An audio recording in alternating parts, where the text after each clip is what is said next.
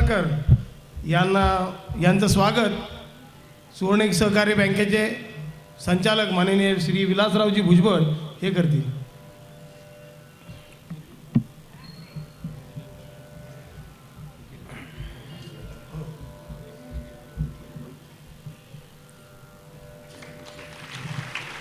त्याचप्रमाणे गुरुमाऊली ज्ञानेश्वर महाराजांच्या ग्रंथाचं स्वागत श्री अमर कोदरे करतील.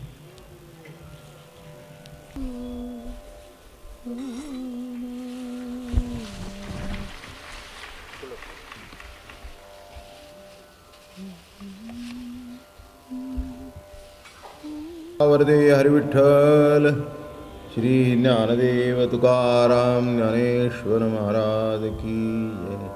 तुकाराम महाराज की जय. सद्गुरु दादा महाराज अप्पा महाराज की जय.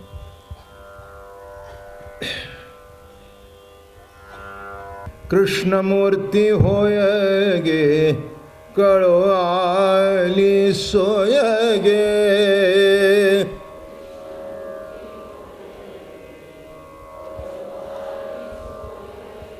कृष्णमूर्ती होय गे कळो आली सोय गे.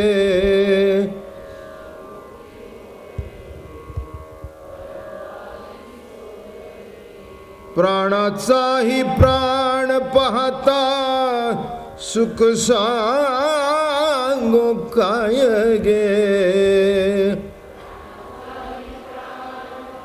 ती गोपी बाळा गे गोपी बाळा गे. तुळशी माळ गळा गे कस्तुरीचा टिळा गे.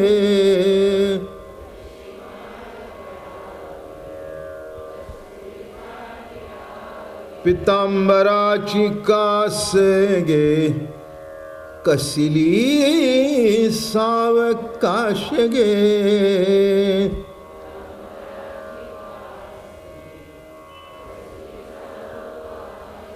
नारद तुमर गायन गाती. नारद तुमर गायन गाती पुढे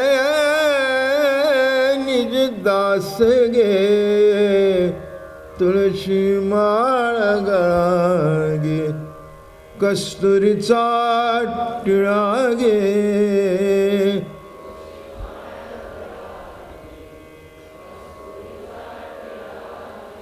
भक्त कृपेची माय गे ओळखो आली मिठाई गे.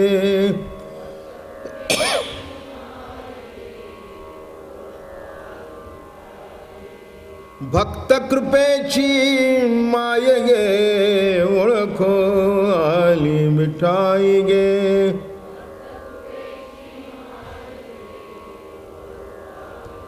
एका जनार्दनी विठ्ठल जोडी आले पाव गे. एका जनार्दनी विठ्ठल जोडी आले बाय गे. तुळशी माळ गळा गे कस्तुरीचा टिळा गे.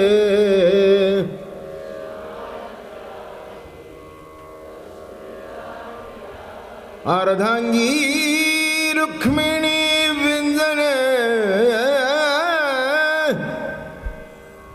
अर्धांगी रुक्मिणी विंजणे वारिती गोपी बाळा गे गोपी बाळा गे. तुळशी माळा गळा गे कस्तुरीचा टिळा गे.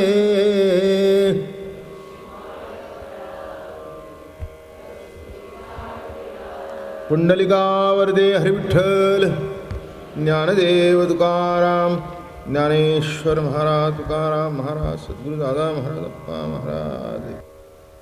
नाथ सर्व संतांनी कृष्ण भगवंताचे अलौकिक चरित्राचे गुणगान केले. माऊली काय, नाथ काय, नामदेव महाराज काय, तुकाराम महाराज काय, सर्व संत. कृष्ण हा पूर्णतम पुरुषोत्तम आहे. पुरुष अनेक आहेत पण पुरुषोत्तम एकच आहे. ज्ञानेश्वरीमध्ये सांगताना अक्षर अक्षर आणि शेवटी पुरुषोत्तम सांगितला. तसा कृष्ण हा पुरुषोत्तम आहे आणि त्या पुरुषोत्तमाचं सगुण साकार दर्शन घडण्याकरता युगन युगम ऋषी मुनी तपश्चर्या करत आले. तपश्चर्या केल्यानंतर जीवनात काहीतरी आश्चर्य घडतं. सोपं नाही आहे परमार्थ. परमार्थ नव्हे लेकुराच्या गोष्टी असं म्हटलंय. हे सत्य आहे, काही चुकीचं वाक्य नाही आहे. पण परिपूर्णतेने अंतःकरणामध्ये जर श्रद्धा असेल तर मला वाटतं सामान्यातल्या सामान्य गोपीला सुद्धा कृष्ण दर्शन घडलं.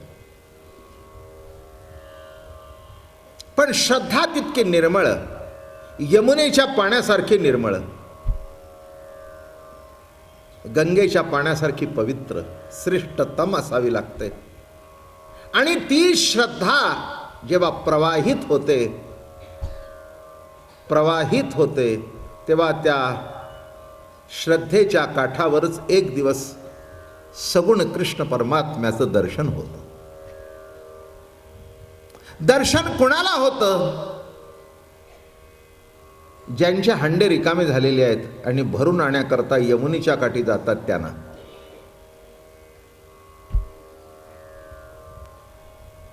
तुमचे जे हांडे तुमच्या विचारानेच पूर्वीपासून भरलेले असतील तर आमचे शब्द तरी काय राहणार आहेत,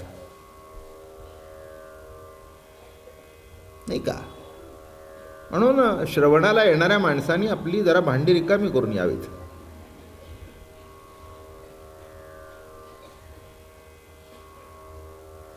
असं घडलं, एकदा एक चिनी साधू होते, मोठे मोठे सत्पुरुष होते. आणि त्यांच्याकडे एक तरुण गेला, साधक गेला. हा प्रश्न विचारतोय, तो प्रश्न विचारतोय, तो प्रश्न विचारतोय, तो प्रश्न विचारतोय. ते म्हणाले, महाराज जरा आमच्या प्रश्नाची उत्तर द्या. ते म्हणाले, बाबा मी आहे म्हातारा, जरा चहा कर, मला जरा मदत कर. त्यांनी चहा केला. तूही घे, मलाही दे. थांब म्हणाले, मी तुला चहा देतो. तू आता केलास, मी देतो तुला. अशी कप्पशी ठेवली आणि त्याने ओतायला सुरुवात केली. ओतायला सुरुवात केल्याबरोबर अर्धा कप झाला, पाऊण कप झाला, पूर्ण कप झाला. बशीमध्ये चहा सांडू लागला आणि शेवटी त्या टेबलावरून खाली सांडू लागला. तो म्हणला, महाराज महाराज महाराज महाराज. तो चहा सांडतोय. नाही म्हणले, तुझ्या प्रश्नाला उत्तर देतोय. तुझंच एवढं पूर्वी भरलेलं आहे, जे भरलेलं आहे ते खाली सांडतंय, माझं केव्हा शिरणार? तेव्हा तुझं जे भरलेलं आहे ते पहिलं रिकामं कर, म्हणजे मग माझं शिरायला जागा पडेल. तसं विद्वान होते, ज्ञानी होते, संन्यासी होते, ब्रह्मचारी होते, आत्मनिष्ठ होते, ब्रह्मनिष्ठ होते, पण गोपी नव्हते. गोपी शब्दाचा अर्थ मागे आपल्याला मी सांगितला. गोइंद्रियातून प्रभू प्रेमाचं रसपान जी करते, रसपीते, गोपी जी रसपीत असते ती गोपी. आणि अशा गोपींना गोकुळामध्ये कुणाचं दर्शन घडलं? निळोपार आपल्या गवळणीमध्ये म्हणाले, शुकादिकाची हृदयीचे ध्यान आम्हा जोडले हो न करिता साधन, सहजची पाचारिता येतसे धावोनी, प्रेमे आलिंगिता निवेतनु मनो, ऐशा गवळणी त्यानंद भरिता. शुकादिकाचे हृदयीचे ध्यान, आम्हा जोडले हो नकरिता साधन. खरंच आहे, शुकादिकांच्या हृदयीचं ध्यान गोकुळच्या गवळणींना सहज भक्तिभावामध्ये आणि त्या कारणामुळे ते उपलब्ध झालं. आपल्याला आता रासेपर्यंत पोचायचं आहे. रासलीला ही गोकुळातली शेवटची लीला आहे. त्याच्यानंतर भगवान आणि मथुरेला गेले. रासलीलेमध्ये सर्वांना तृप्त केलं भगवंताने, गोपींना तृप्त केलं. वृत्ती ही गोपी आहे. गोपी कोण आहे आणि ज्या गोपिका होत्या सांगेन मी आपल्याला थोडं. श्रुती स्मृती, मोठे मोठे ऋषी मुनी हे सगळे तिथे गोपी होऊन आले होते. लक्षात घ्या, मोठं आश्चर्यकारक घटना आहे. त्याच्याकरता काल एक एक लीला सांगत आपण पुढे सरकलो. काय काय जायला पाहिजे? अविद्येचा नाश, रजगुणाचा नाश. रजगुण नाहीसा झाल्यानंतर कन्हैया माखन चोरी करतो. एक लक्षात घ्या, हे मोठा गमतीदार विषय आहे. मन विषयाच्या मागे जातं. ते का जातं? कन्हैया त्याची चोरी करत नाही म्हणून. कन्हैयाने चोरी करण्याकरता ते मन तितकं त्याच्याशी एकरूप व्हावं लागतं. तेव्हा तो मन म्हणजे लोणी चोरतो तुमच्या, मन माखन. ते मन सुद्धा असं मृदू व्हावं लागतं, लोण्यासारखं. मन कसं व्हावं लागतं? भगवंताचं प्रेम अंतःकरणामध्ये प्रगट होण्याकरता, त्याच्याशी एकरूप होण्याकरता लोण्यासारखं नरम व्हावं लागतं. माखन चोरी केली. चित्त चोर म्हटलं त्याला, बरं का. तू आमचं मन चोरलंस म्हणजेच माखन चोरलं. म्हणून लक्षात घ्या, काही काही माणसं म्हणतात कृष्णाने लोणी चोरलं. अरे त्याच्या घरामध्ये काही खायला मिळत नव्हतं का तो चोरत होता? तो लीला परमात्मा आहे, लीला भगवान आहे, लीला अवतार आहे. जन्म जन्मांतरापासून ज्यांनी तपश्चर्या केली, याचे भेटी लागे वृत्ती उपवास, सेविली गंगेची तटाके उदास, त्याची सुकृतास याजी आली नेणो घोष हो. याची भेटी लागी वृत्ती उपवास, सेविली गंगेची तटाके उदास. जन्म जन्मांतरापासून कृष्ण परमात्म्याचं दर्शन घडावं म्हणून त्याची उपासना करत होते. आणि त्या उपासनेची फलश्रुती म्हणजे कृष्ण भगवंताचा अवतार. आणि म्हणून असं सांगतात, माखन चोरलं. नाही का? तुमचं हृदय सुद्धा मृदू मधुर व्हावं लागतं.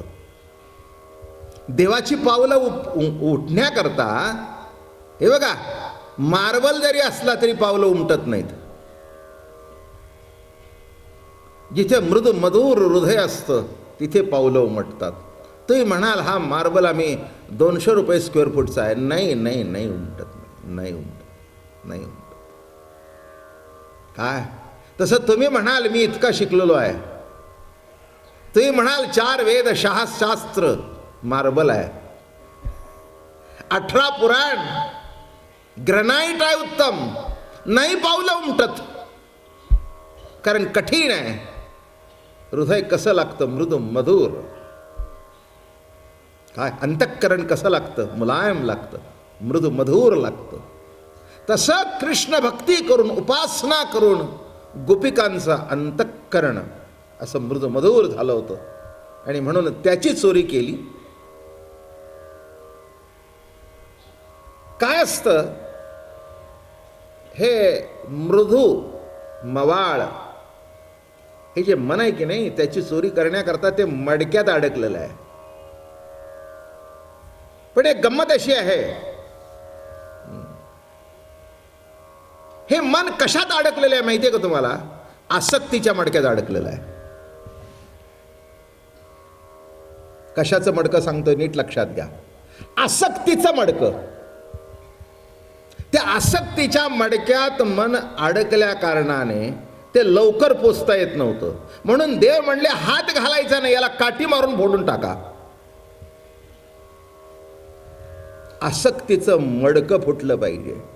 एकदा मडकं फुटलं ना की साठवायची जागा संपली.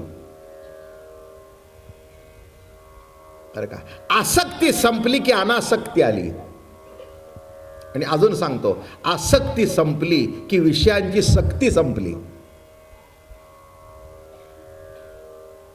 गोड शब्द प्रयोग आहे. आसक्ती संपली की विषयांची सक्ती संपली. आसक्ती आहे म्हणून सक्ती आहे. धन पाहिजे, दौलत पाहिजे, नाव पाहिजे, लौकिक पाहिजे, विषय पाहिजे. काय आसक्ती आहे. आसक्ती तुमच्यावर सक्ती करते. आणि सक्ती केल्यानंतर मग एकदा धनाची सक्ती करू लागलं मन, आसक्ती करू लागली म्हणजे ते वाटेलच्या पद्धतीने कमवतं, संपतं एक दिवस. चोऱ्या सुद्धा करतं. आपण काही वेळेला असं पेपरमध्ये वाचतो की लक्षाधीशाची मुलं चोरी करतात. म्हणजे हेही असं आश्चर्यच आहे की लक्षाधीशाचा मुलं चोरी का करतात. नाही, आसक्ती. आणि ती आसक्ती त्यांना सक्ती करते. मग त्यांचं मन त्यांच्या ताब्यात राहत नाही आणि मग वाटेल ते करतात आणि एक दिवस नको ते घडून जातं. तसं इथे काय केलं भगवंतानी, आसक्तीचं मडकं फोडून टाकलं. संसाराची आसक्ती असू नये असं मी म्हणत नाही, पण जेवढी असायला पाहिजे तेवढी असली तर बरी. वाजवीपेक्षा जास्ती त्रास होतो. जेवणामध्ये शेवटी आपल्याला तूप वाढतात. अत्यंत उत्कृष्ट म्हणजे तूप, म्हणून शेवटी वाढायचं. मराठीमध्ये एक शब्द वापरला जातो, अन्नशुद्धी. तूप म्हणजे काय आहे? खेड्यामध्ये अपभ्रंश झालेला शब्द आहे अनसूट. अपभ्रंश काय झाला? अनसूट. म्हणजे अनसूट वाढलं का? म्हणजे एकदा अनसूट वाढलं की आता सूट. म्हणजे जेवायला आता मोकळा सुटला. हा ना. काय पण खरा शब्द त्याचा असा आहे अन्न शुद्धी. हां, अहो सुरुवात करा ना. आमच्या गुरुजींना विचार, ते म्हणतील अहो तूप वाढा ना. तूप वाढा. तूप वाढलं की पार्वती मध्ये हर हर. पण तूप पाहिजे. अन्न शुद्धी आहे, पवित्र आहे. ते घातल्याशिवाय जमत. तसं काही काही गोष्टीमध्ये नीट लक्षात ठेवा. आता जेवण एवढं पण तूप एवढं, एवढंच. जास्ती काही घालायचं नसतं, काही पेलाभर ओतायचं नाही. भाताच्या मुदीबरोबर तुपाच्या गोळाची मूठ ठेवायची नसते, बिघडून जाईल. तसं मला म्हणायचंय की एवढी आसक्ती नको, थोडी थोडी ठीक आहे, पण आपण इतकी आसक्त झालो की त्या संसारातून बाहेर पडायला वेळ नाही, यत्किंचित सवड नाही. हे काही मी तुम्हाला सांगायची गरज नाही आहे. आपण सगळे संसारिक आहोत, त्यामुळे आपला हा अनुभव आहे. त्यातल्या त्यात एक महिनाभर का होईना चमचाभर इकडे येत आहे रोज. काय म्हटलं मी? एक महिनाभर एक चमचाभर का होईना संसारातला बाजूला वेळ काढून, बायका स्वयंपाक वगैरे करून, पुरुष अगदी वेळ काढून बरोबर संध्याकाळी 5 मिनटं अगोदर का होईना, 10 मिनटं का, हजर. म्हणजे त्याच्यातला भाग असा आहे, एवढा संसार असू दे पण एवढी तुपाची धार असली तरी तुमचं संपूर्ण जीवन पवित्र करील. अन्नशुद्धी आहे, अन्नशुद्धी आहे. म्हणून ही कृष्ण कथा कशी आहे, हे भागवत कसा आहे तर अन्नशुद्धी करणारी आहे. कृष्ण नामाने जीवन शुद्ध होतं, जीवन पवित्र होतं. नामे तरला नाही कोण, ऐसा द्यावा निवडून. जगद्गुरु तुकाराम महाराजांनी प्रश्न विचारला, अरे या जगामध्ये असा एक तरी काढा की ज्यांनी नाम घेतलं आणि तो तरला नाही. म्हणून या ठिकाणी कृष्ण चिंतन, कृष्ण स्मरण करण्याकरता आपण येतो. आणि म्हणून म्हटलं मी की आसक्तीचं मडकं फुटल्यानंतर काय झालं असं आहे, संसाराची आसक्ती नष्ट झाल्याशिवाय प्रभू जीवाच्या हातात सापडत नाही. आपण एक एक पायरी पुढे चाललोय. जास्ती काय अगदी प्रत्येक डिटेलमध्ये सांगत नाही, पण पुढे पुढे सरकत जाऊ. म्हणजे 2 वर्ष जे ऐकलं, कारण आता शेवटी रासलेला आहे. काय काय सुटत गेलं म्हणजे काय काय भेटतं आणि काय काय सोडावं लागतं.